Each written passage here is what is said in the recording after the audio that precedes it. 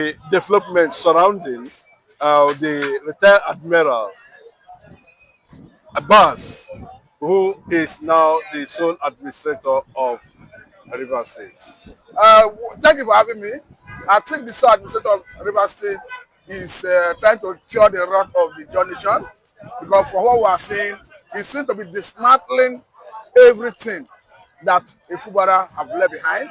He seems to be dismantling all the political structure, democratic structure in River State. And this is like a legacy of the Ijaw nation, because this is the first ever Ijaw governor in all the 6 states of South Democratic Zone. Don't forget that the Ijaw nation have made it very clear the other time that at the heat of their controversy with Wike, that they sent him in thunder, and that the thunder is tormenting him. Maybe Mr. Abbas may be preparing himself to receive another thunder from the Ijaw nation, because I don't think the Ijaw is comfortable with what is happening. We are seeing Pandef coming out to condemn it in clear terms. We are seeing an aide to Fubara himself coming out to condemn it in clear terms. But come to think of it, I think Abbas is going beyond his mandate. As we speak, the legitimacy of his appointment is being questioned at the level of Supreme Court. We already have all the 11 attorney generals of all the PDP control states approaching Supreme Court to determine whether by virtue of the provision of section 305 of Nigerian Constitution as amended, that the past Mr. President to institute state of emergency in the state, extend to removing a governor and the House of Assembly in that state. Not just that state anyway, in any state or the federation, and particularly states being controlled by PDP. That we are waiting for the court to determine. We understand that the court have already notified the president, the attorney general of the federation, and anybody that need to come and defend that. And we don't woke up to surprise and serious dismay, a situation where Abbas have decided to start dismantling everything that stands for democracy in that state. We are seeing him recently saying that all the local government, he dissolved the whole technical committee, and he have gone ahead to appoint administrators to manage the local government. And this is even deep against a standing court order. Don't forget that somebody approached the court, got the court order to restrain Abbas from going ahead with the action. So this impunity taken too far. I've seen the aide to the Pandef saying that this is impunity promise, that this is the high level of impunity. Because for me, you say you want to come and make peace, you want to come and reconcile warring factions by virtue of your appointment, and we are seeing you, all your actions are tailored towards one side. You look as if he's taking directive directly from the office of the Minister of FCT, because all his action is against the Fubara and the political structure, democratic structure in River State. I think that's not enough. He has even gone ahead to dissolve the state electoral body and the chairman removed and replaced. We begin to ask, whose interest is Abbas acting? Who gave him the mandate?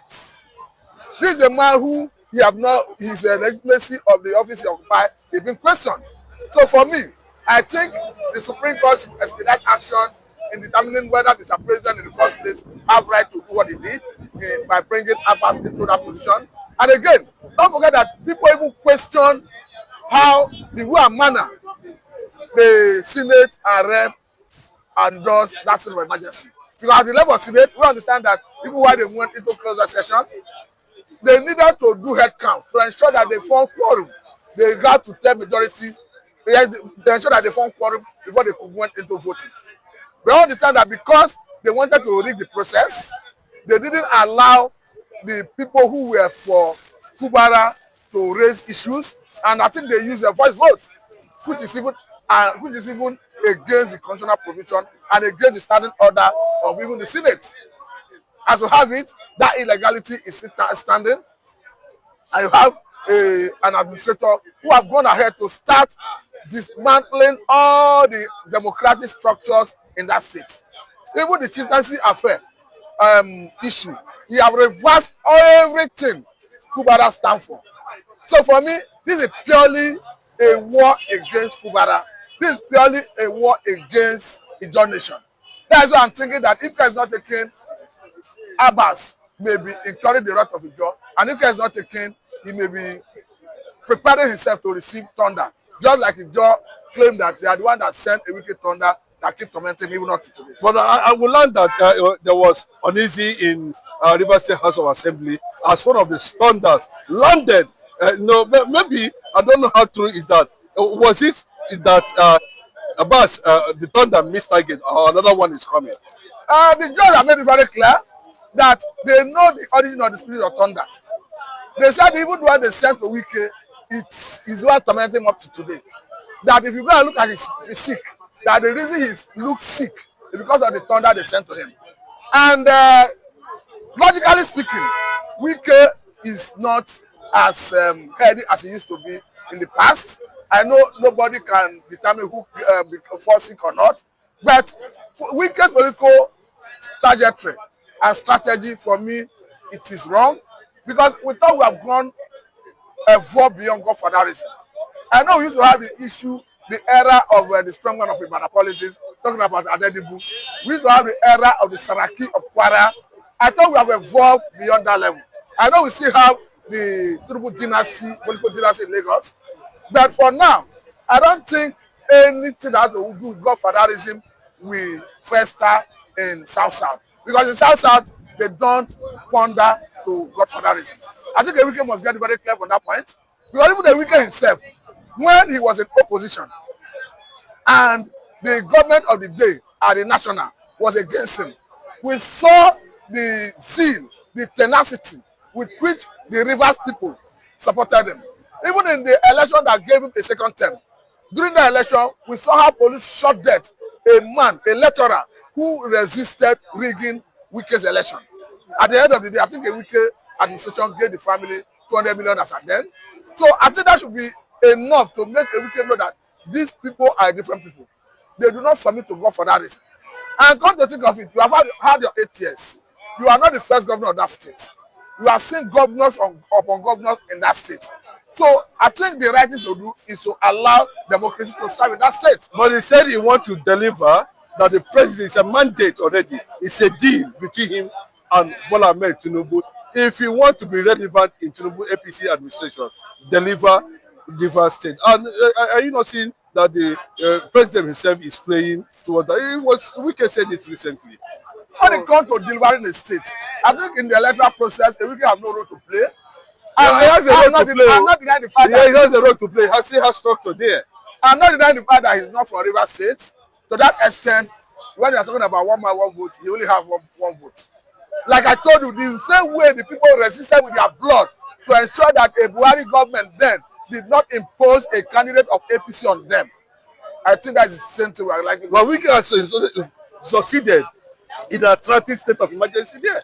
State of emergency is different from when it comes to election proper. But the structures of Smara has been removed. But we saw a federal government might came to Rivers State during that 2019 election, and the people resisted it, and they made sure that the person they wanted, Wike then, won and became the governor. So the River Board have not changed. The ideology have not changed. I still believe that if you now come to that stage, of course that is another stage we are today, I believe that the people will finally resist and say this is the person we want. Are they resisting now? Are you seeing that sign of resistance against Abbas? The resistance is there, but the only thing is that when you impose state of emergency, the only instrument in the hands of the people is protest. Because if you go by way of anarchy, the federal government will see as an excuse to unleash mayhem on the people through Nigerian police and other sister security agencies. I think that is the reason you are seeing people keeping quiet. What you have in Rivers State is like the peace of the graveyard. It's an uneasy camp. Not that the people are comfortable with the current status quo. Don't forget that in this last protest, when they protested against cyberbullying, Rivers State, it was purely against impunity of imposing a state of emergency in Rivers State. Even though the police used brute force to quell it, but that statement has been made that the people are against this imposition of state of emergency.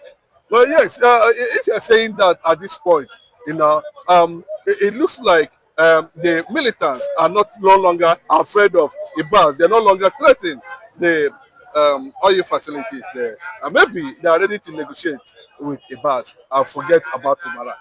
That of militancy, I think is neither here nor there. We all understand that before now, they were threats, particularly from a group that goes by the name of Niger Delta movements, Niger Delta Volunteer Force or whatever. But as it stands, it is not on record that they have wreaked any havoc. But I think maybe federal government may have strike a deal with them. It's not clear. I do not have the level. I do not have some level of classified information in that regard. But looking at someone like Asaidu Kobo, who are very clear from the beginning that if you think you remove Fubara and not to happen, they say, I tell you that's not to happen.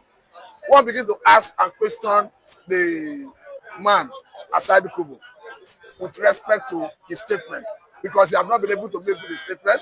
And currently, we are seeing Abbas, who have been running the state without due process, removing every democratically elected people, dismantling every democratic structure in the state, and the lives of Asaidu Kobo seem to be keeping quiet. So I don't know whether the president has found a way to lobby Asaidu Kobo. It's clearly that Asaidu Kobo is afraid of Ibas, or is he cooking something behind the scene? If he's cooking something, Asaidu Kobo is not somebody that is always keeping quiet. He would have come to the public to let the public know his intention, his position, and what he stands for. But currently, he seems to be standing aloof. He seems not to be coming out to make statements. And the way it is, the structure in Rivers State currently seems to be working in favor of Yes or Wike. And in all of this, it may be in preparation for election in that state. Because as we speak, it is not clear whether, whichever way, the judgment of Supreme Court challenging the 27 lawmakers who defected from PDP to APC, who are loyal to Wike, whether Supreme Court will sack them or not, whether the Supreme Court will declare that the seats are vacant or not. If that is the case, I think they may be preparing ground to win the election again. Because don't forget that even the position of the law is that if they had started or rather initiated the impeachment process of Fubara, maybe raise impeachment notice, send it to the Chief Justice of the state, he raised panel to investigate it. If the panel come back and decide that the impeachment notice or allegations are not true, are false, of course, that stop that impeachment process, and in the lifespan of the House of Assembly, the law do not permit them to raise those allegations again. I think that perhaps may explain the reason they decided to draft Abbas into the game. This may be their plan B. Okay, well, judiciary can